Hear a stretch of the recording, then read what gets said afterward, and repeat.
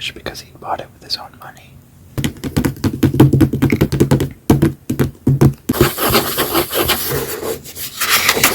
His mother's a cleaner, but no one knows the special relationship between these folks. Binoculars as the man knelt to drink. The forest pool was dark.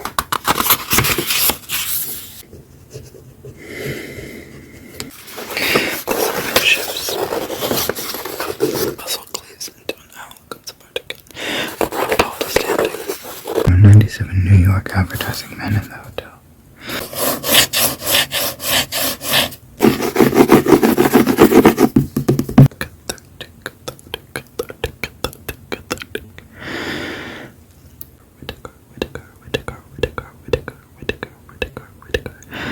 Survived long enough to get to the hospital, no, not much longer. When there was no one left to keep him stir, I lost sight of any landmark that might have led me someplace happier.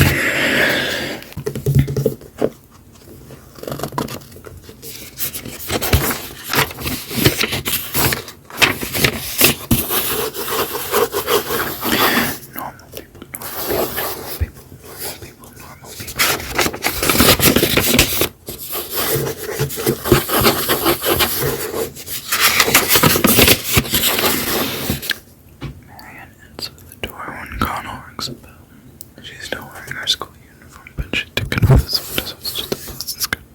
She has no shoes, only tights. Away, he says. Come on in. She turns and walks down the hall. He follows her, closing the door behind him. Down a few steps in the kitchen, his mother literally spanned off a pair of rubber gloves. Marianne hops into the kitchen, picked up the top charts,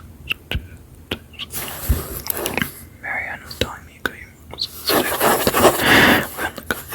he says that comes over, they do one head on.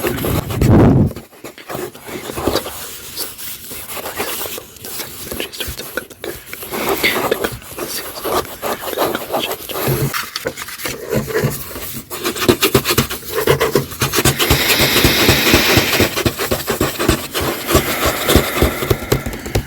And I hear you did very well, she says.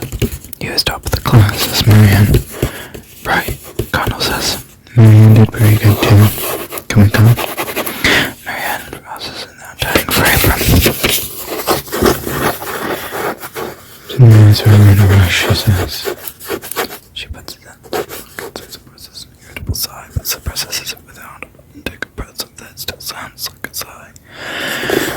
I just have to bottle and take a load at the dryer, says Lorraine. Then we'll be off a bit. He says nothing, merely hanging his head while Lorraine leaves the room. Do you want some of this, Marianne says. She holds out the jar, chocolate ready. He presses his hands down slightly for the pockets as if trying to store his entire life. Pockets all the way. Thanks, he says. Did you get your French results today? Yesterday.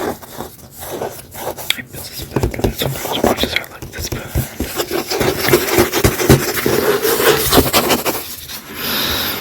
in school here, Marianne affected not to know each other. People know that Marianne lives in a white mansion with a driveway and that Connor's mother is a cleaner, but no one knows the special relationship between these folks.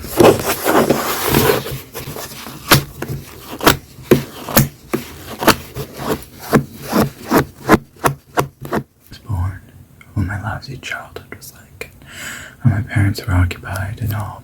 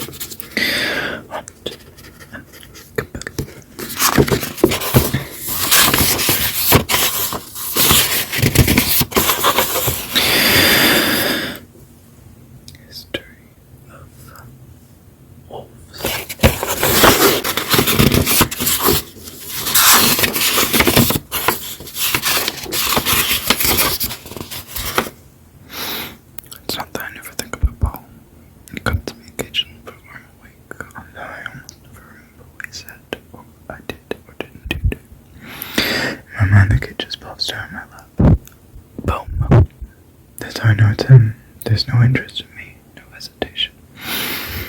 We're sitting in the porch, we're sitting lay afternoon like any other, and his body moves automatically towards mine, not out of love or respect, but simply because he hasn't learned yet the etiquette of meeting or surprised upset when another begins. He's full. He's got a whistle to do. I don't. I'd said that I don't have much about the footballs, but it's not the way that the sun shifts. The puzzle cleaves into an owl comes apart again. But Rockhold is standing. Time to go. The second before, your eyes before he winds out his protest and has to stay a little longer. He leans back against my chest, yawning. My throat cinches closed. Because it's strange, you know. The mouth was sensitive. I could take a bit of everybody, take a look at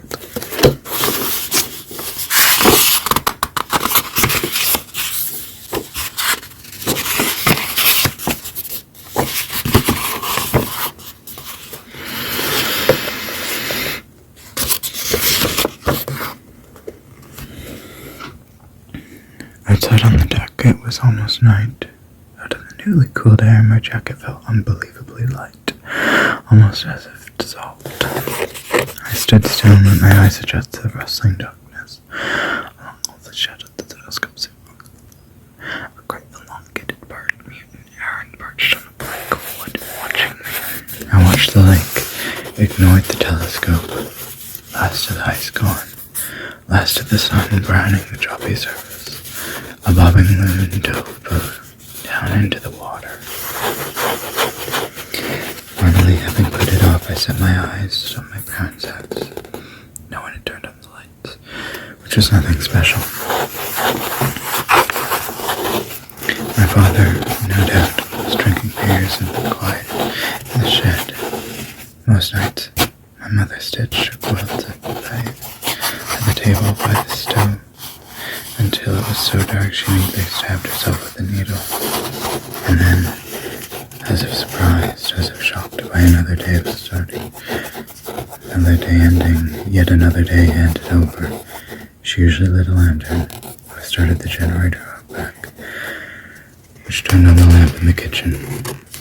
She did this as if affronted. Why didn't you tell me it was so dark? She'd ask. If I were there. If I were huddled over some last bit of homework. I don't know why it pleased me so much to let night sneak up like that. I don't know what it had to do with me at all. But it was true. I almost did know it was dark. And it felt like blowing her at the same time. Got you, I thought. The lake was very narrow here. It was 2 miles around by foot, an hour's walk through the woods to my parents' cabin, where it stood, half shingled, studded with wood piles, dark between the pines, a muddy black path around the housed tool shed to cabin door, 16 by 20 feet inside, including my parents' room in the loft, including the living space with its iron wood. I'd measured. In the darkening evening, I could just make out a thread of smoke. Pulling up from the pipe chimney, I could just barely see the shadows of dogs swimming through the shadows of pines.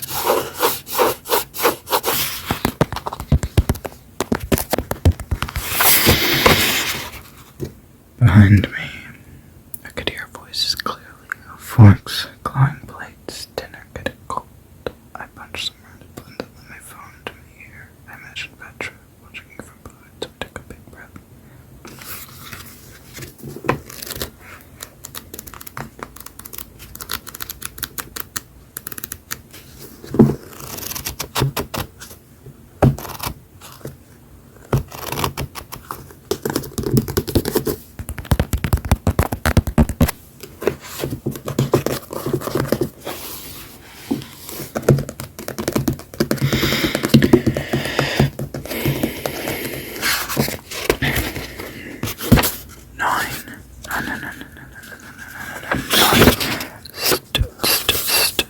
Stories. But JD. Salinger.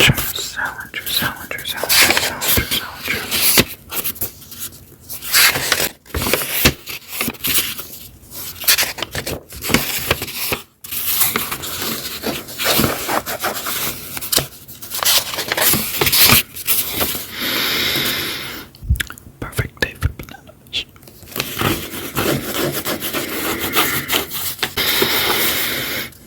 A perfect day for banana fish. There were 97 New York advertising men in the hotel. In the way they were monopolizing the long-distance lines, the girl on 507 had to wait till from noon till 2:30 to get called through to use the top.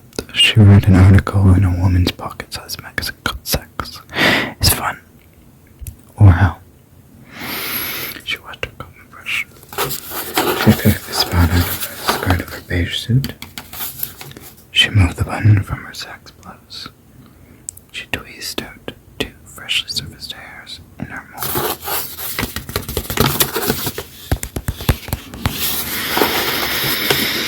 When the operator finally rang her room, she was sitting in the window seat and almost finished putting a lacquer on her nails on the left. She was a girl who, for her ringing phone, dropped exactly nothing. She looked as if a phone had been ringing continually ever since she reached puberty. With her little delicate pressure of the phone door, she would have put the nail finger accentuating the line of the moon. Then she replaced the cap of the bottle lacquer instead of passing her lifted away and back and forth through the hair. With her dry hand, she picked up the congested ashtray from the window and carried it over her nightstand, on which phone stood. She sat down on one of the made-up twin beds, and it was a 5th-6 swing, picked up the phone. Hello, she said, keeping the fingers of her left hand outstretched and away from her white silk dressing gown, which was all she was wearing, except mules. Her rings were in the bathroom. I have a call to New York now, Miss Glass, the operator said. Thank you, said the girl, and made the room all night for the ashtray. A woman's voice came through. Muriel, is that you? The girl turned the receiver slightly away from her ear. Yes, mother, how are you? She said. I've been worried to death about you. Why haven't you phoned? Are you alright? I tried to get you last night, and the night before, the phone is back. Are you alright, Muriel? The girl increased the angle between the receiver and her ear. I'm fine. I'm hot. Just the hottest day we've had in Florida. Why haven't you called me? I've been worried, dear mother. Darling, don't yell at me. I can hear you beautifully, said the girl. I called you twice last night. Once after I told your father you'd probably call last night, but no, he had. Are you alright, Muriel? Tell me the truth. I'm fine. Stop asking, please.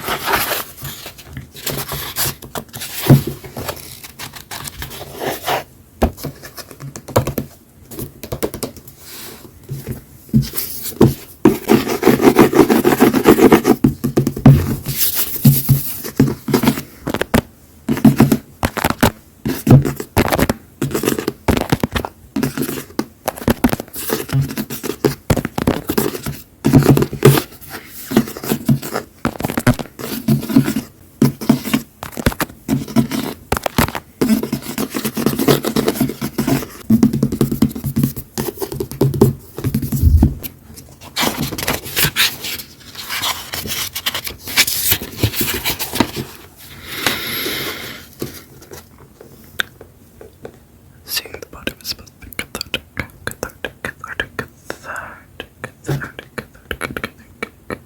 Seeing the body was supposed to be cathartic.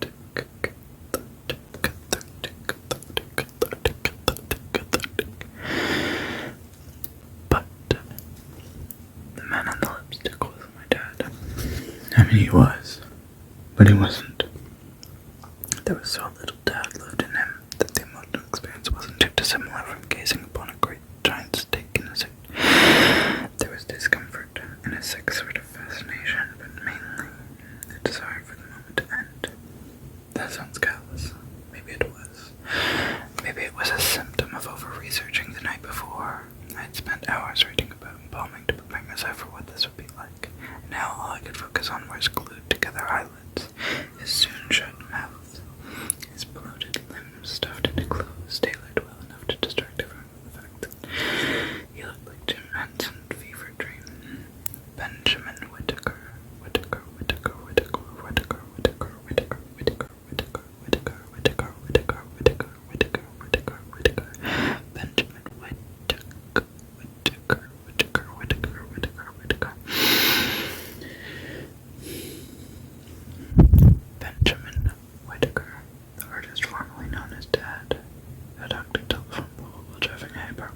60 miles an hour. Swerve, smash, gone. Well, not really. But swerve, smash, unconscious doesn't quite have the same punch. The lungs were the problem. The lack thereof. Which wasn't. Superconductive, superconductive, superconductive, superconductive, superconductive.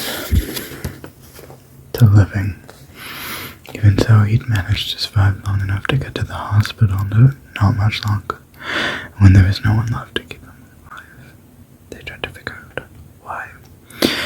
Town officials, police officers launched an investigation only led to more uncertainty. The front of the car had practically melted and there was no way to tell if the faulty brakes were steering or whatever. But they come up with a thing on the sleep, or in texting, or suicidal, or maybe there was a deer or person, or maybe he just wasn't paying attention.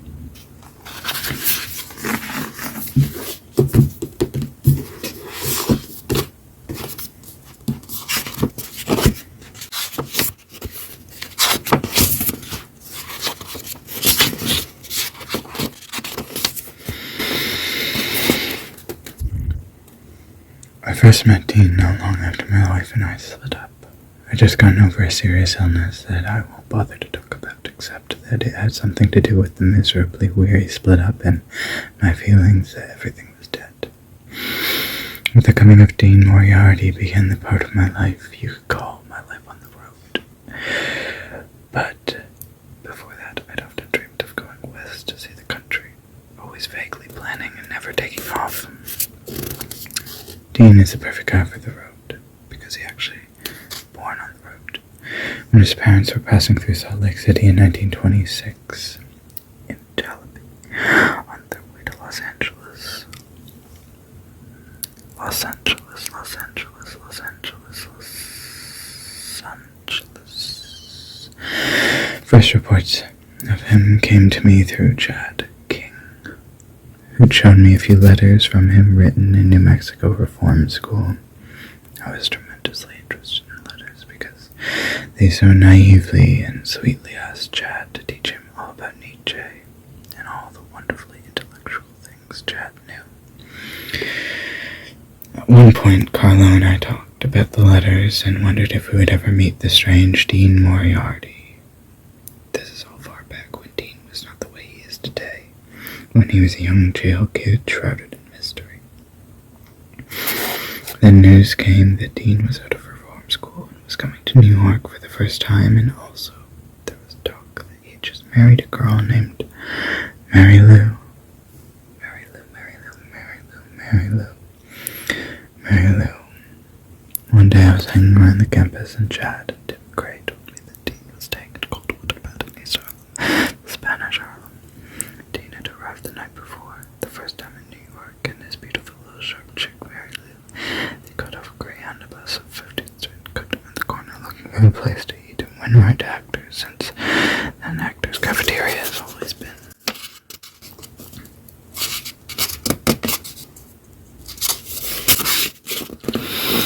A big symbol of New York for Dean. They spent money on the beautiful glazed cakes and cream puffs. All this time, Dean was staring at Mary Lou, things like this now, talking. Here we are in New York, and although I haven't quite told you everything that I was thinking about when we crossed Missouri, and especially the point when we passed Bourneville Reformery, which reminded me of my jail problem, it's absolutely necessary now to postpone all those little different things concerning our personal love things, and what they could think of a personal work plans, and so on, in the way that you don't so early days. I went to the Coldwater flat with the boys, and Dean came to the door in his shorts. Mary Lou was jumping off the couch. Dean had dispatched the captain of the apartment to the kitchen, probably to make coffee, and he was proceeding with his love problems for him. Sex was one only important thing in life. Although he tried to curse and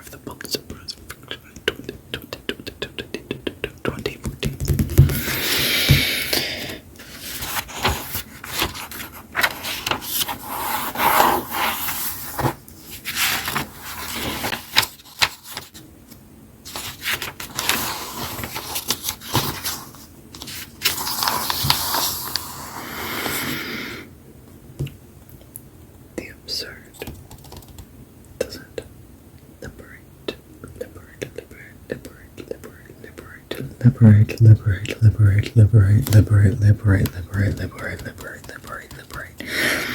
The absurd does not liberate. It binds up together.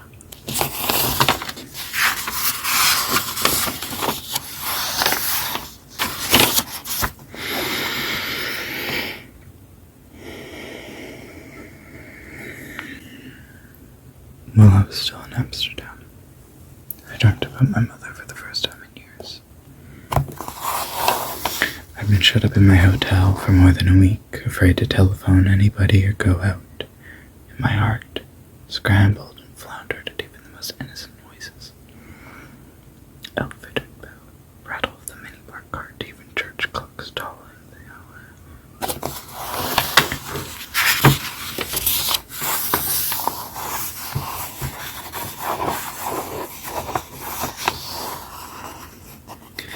The Herald Tribune had no news of my predicament, but the story was all over Dutch newspapers. Dense blocks of foreign print which hung tantalizing just beyond the reach of my comprehension.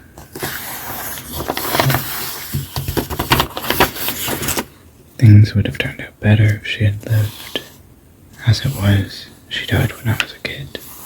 And though everything that's happened to me since is thoroughly my own fault, still, when I lost her, I lost sight of any landmark that might have led me someplace happier, to a more populated or congenial life.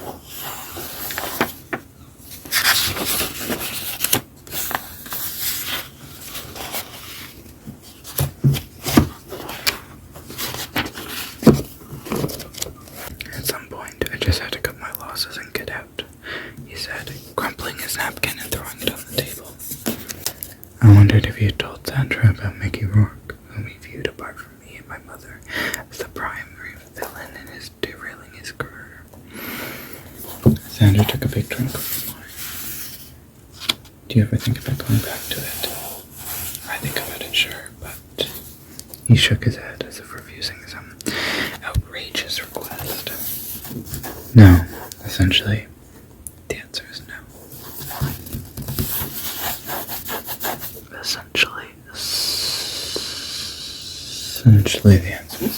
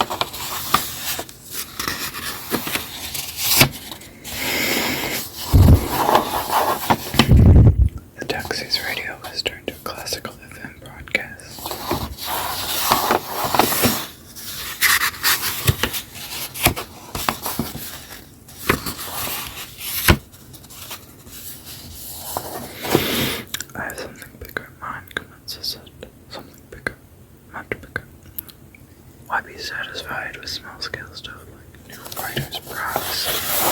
As long as we're aiming, wanna go for something big.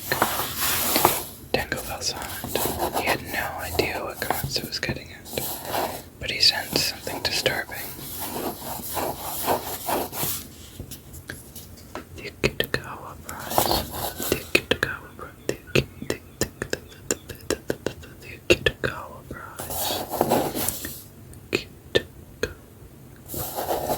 Prize. Komatsu declared after a moment's pause. The Akitagawa Prize. Tango repeated the words slowly, as if he were writing them in huge characters with a stick on wet sand. Come on, Tango. You can't be that out of touch. The Akitagawa Prize. huge headlines in the paper, TV news.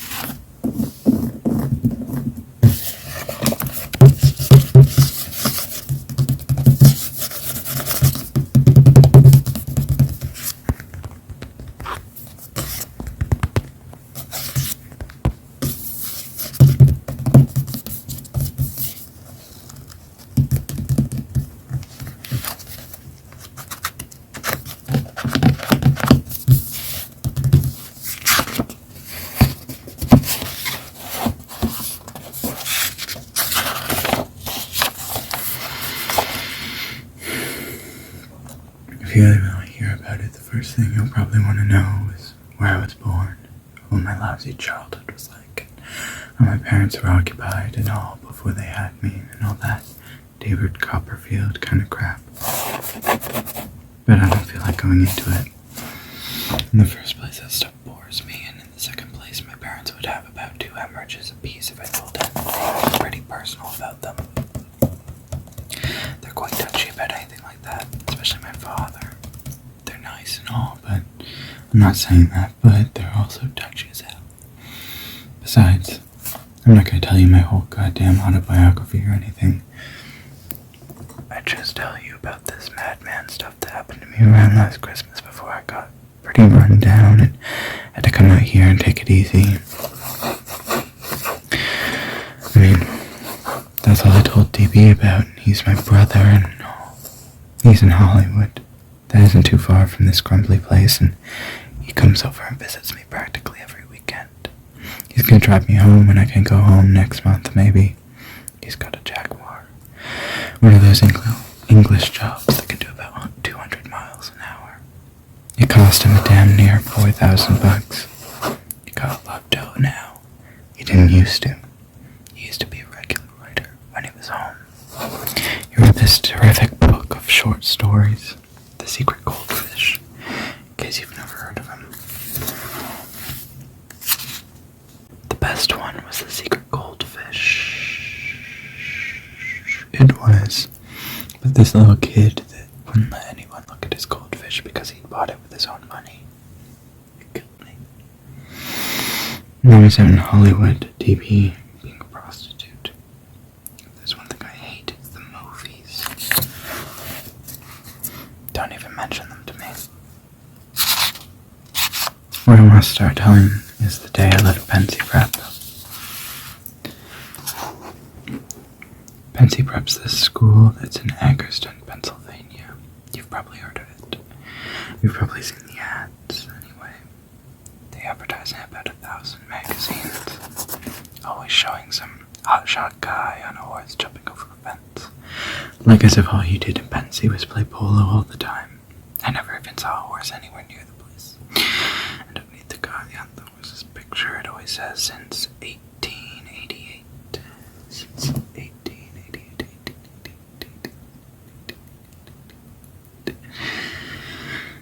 Since 1888, we have been molding boys into splendid, clear-thinking young men.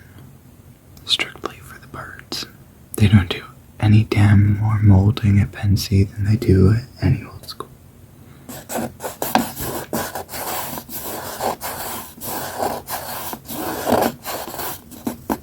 And I didn't know anybody there that was splendid, or clear thinking at all. Maybe 2 guys, if that many. And they probably came to Pensy that way. Anyway, it was a Saturday of the football game at Saxon Hall. The game was Saxon Hall. It was supposed to be a very big deal around Pensy. It was the last game the community was supposed to commit suicide or something, but Pensy didn't win. I remember at 3 o'clock in the afternoon I was standing at the hall. Standing way the hell up on top of Thompson Hill, right next to this crazy cannon that was the Revolutionary War and all. You could see the whole field from there, and you could see the 2 teams bashing each other all over the place.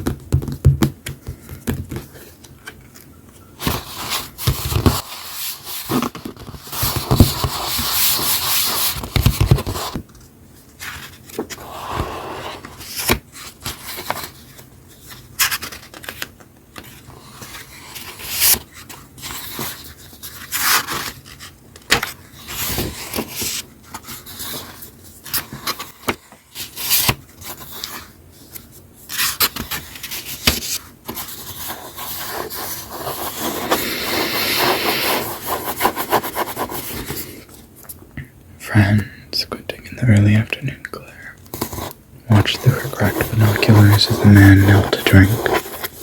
The forest pool was dark and brackish. Brackish, brackish, brackish, brackish, brackish, brackish. Scummed with blooms of vibrant green algae. Skinny pines bear branch for good 20 feet into the cuticle needles. The man's matted, filthy hair floated on the surface of them as he gulped down an eating mouthful, tilting his head back to swallow like an alligator working down fish.